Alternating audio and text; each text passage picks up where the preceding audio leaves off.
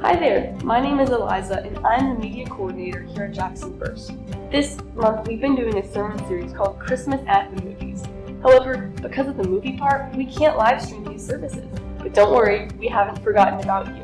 Last week, we heard an amazing devotional from Pastor Terry talking about how you can never be home alone with Jesus. And this week, we've got another amazing devotional for you.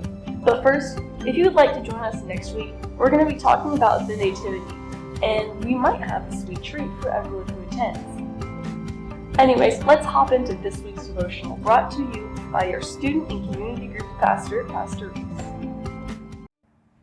Hey Jackson First, I'm Pastor Reese, the youth pastor here at the church, and I have a question for you today. What makes a good life?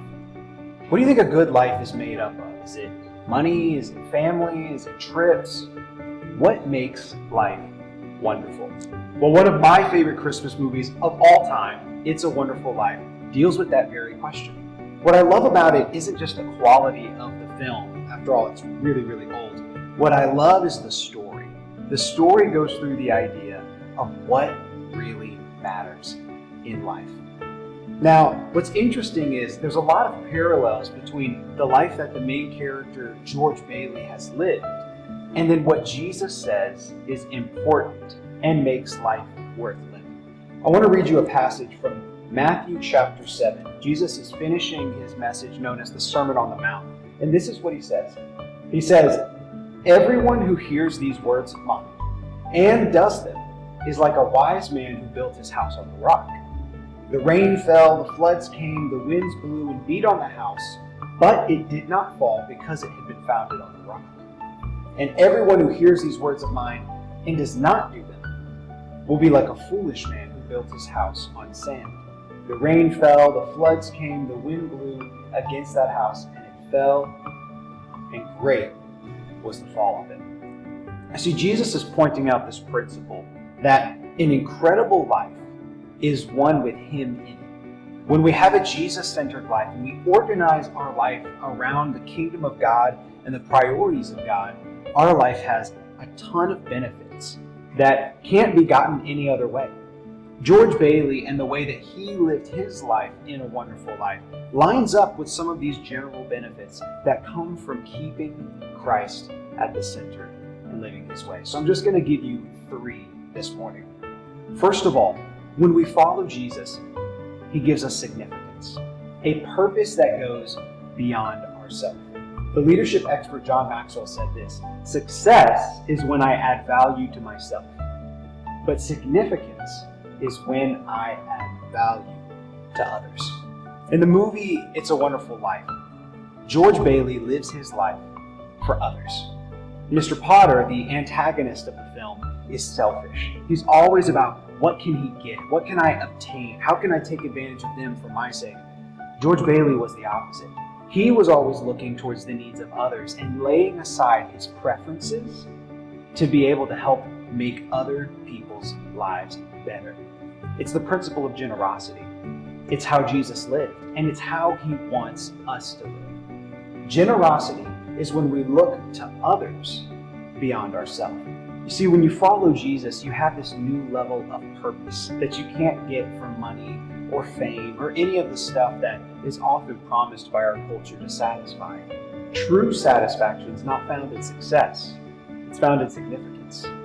And that's the life that Jesus wants us to live. When Paul is quoting the teachings of Jesus, this is what he says in Acts chapter 20, verse 35. He said that Christ said it's better to give than to receive. That's the value of the kingdom. And when we follow Jesus, we have this level of purpose that comes from giving. If you need purpose today, you need to center your life around Christ. Second, Jesus gives us structure. The passage that we talked about in Matthew 7, Jesus refers to his teachings like a bedrock that you can build a house on. In the same way, Jesus gives us a method, a lifestyle to build our lives around that we can't get from anybody else. You see, George Bailey lived his life with correct priorities. He got his priorities right. He put others before himself. He chose integrity over money. And then he celebrated the people who succeeded around him instead of being envious of them. You see, he lived a lot of these principles that line up with the way that Jesus taught us to live. If your life is chaotic right now, it might be good to look at the structure that Christ gave us in his word and see if you can build your life on that. A very simple way that I've heard it said that I wanted to share with you is we have to have the priorities of Christ, the priorities of the kingdom. And this is how he laid it out for us. First in our life is God. He's number one, the center of it all, above all else. And then second is your marriage, your spouse. You need to put them before every other human being. You have to put your wife or your husband first. God's number one, but then amongst human relationships, your spouse is number one. After that's your kids and your family. And then after that is your church. And then after that is your work. The issue is, if we get these priorities mixed up and we don't live them God's way, that's going to add chaos to our lives. I'm sure you've seen somebody that's put their career before their kids, and it doesn't turn out very well. Or a family that builds their whole life around just the children, and the parents don't make time for each other, and then the marriage falls apart afterwards. Or someone who values the opinion of their spouse over the words of God. Any time that we take these priorities and mix them up, and we don't follow the structure that God gave us, well, we're not going down a good path. It's one that leads towards destruction. So my question to you is, with Jesus, are your values aligning up with his values? Because if not, you're going to bring chaos into your life. Third, if you want to have a wonderful life with Christ, you want to remember that Jesus gives stability in a way that nothing else can. You see, whenever we serve Jesus, we get this level of endurance that we don't have any other way. Let's think of George Bailey. He went through a lot of hard times. I mean, he went through the Great Depression. He went through the bank rush, and he owned a bank, so that was pretty chaotic. He was in America during World War II. His sibling, his brother, was out at war fighting. George Bailey went through a ton of issues, a ton of hardships personally, but he endured because he had the stability that came from having his priorities right. You see, whenever we build our life on ourselves, our life isn't very stable. I remember one time in college, I thought it would be cool to learn to skate with free line skates, which is almost like a skateboard, but it's two separate feet that you're standing on. And I went down this one hill and I was like, oh yeah, I'm doing this. This is going to be awesome. After 3 days, I quit because it was just something I wanted to do for me, something for fun. And once I lost the motivation, I dropped out. But when you live your life for other people like Christ called you to, when you live your life for something bigger, you have a stability to where whenever you lose motivation, you can keep going. You can endure just like George Bailey did with his life. Selfish things aren't stable. They're not lasting. But when you build your life on the kingdom, when you build your life on Christ, it's like that house on the rock. And it can endure and weather any storm. What's funny about the movie, It's a Wonderful Life, is George Bailey started out wanting to build a business in the city. His whole goal was to leave this small town and go be successful.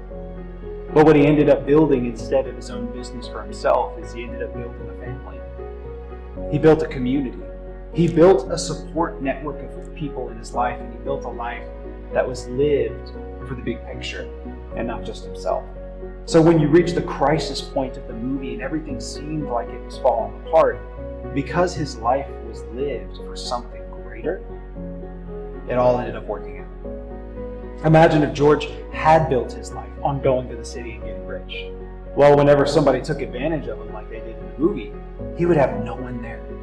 Nobody would have been praying for him. Nobody would have been thinking about him, encouraging him, supporting him. He ended up making it because he had his priorities right and his life was built on the rock instead of on the sand.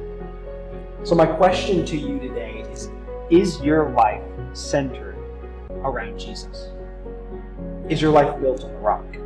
Now notice I didn't ask if you just prayed a prayer. Praying a prayer is good, but it's not what Jesus asked for. Jesus never asked us to just pray a prayer and then move on with our lives. He didn't ask us to tack Him on to the end of a to-do list. He wanted us to make Him the central priority of our entire life. He said to the disciples, "Come and follow me." And it's the same call for you today. He didn't tell the disciples, "Hey, if you have time, could we meet maybe once a week? I can teach you a little bit and then you can go about your life." No, He said, "Leave everything else and follow me." That's the call for you today. For me, our number one calling is to be with Jesus, to be like Him, and to live life how He wants us to live. When you do that, you are building your life on the rock. It's a wonderful life when Jesus is at the center of it. So my encouragement to you is, if you've never made that commitment, do it today. Follow Christ. Or maybe you've been pursuing Him and you've gotten distracted. Maybe family, money, whatever the things are that have come up and started competing with space for Him in your life. You need to lay those things aside. That's what happened with George Bailey.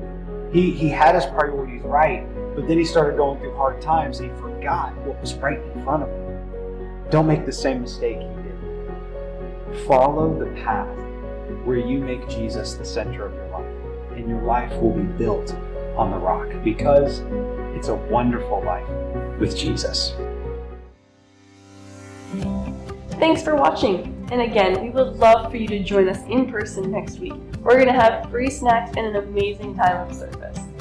And don't forget to check us out on Facebook and YouTube, where we'll be posting a sermon recap along with sermon shorts, so that way you don't miss out the amazing sermon that we heard today. And if you'd like the full service experience but still can't come in person, you can click here to see a sermon from last year. You can click here to see our latest sermon series, the Grateful series, and you can click here to see more videos on our channel. Thank you so much, and Merry Christmas!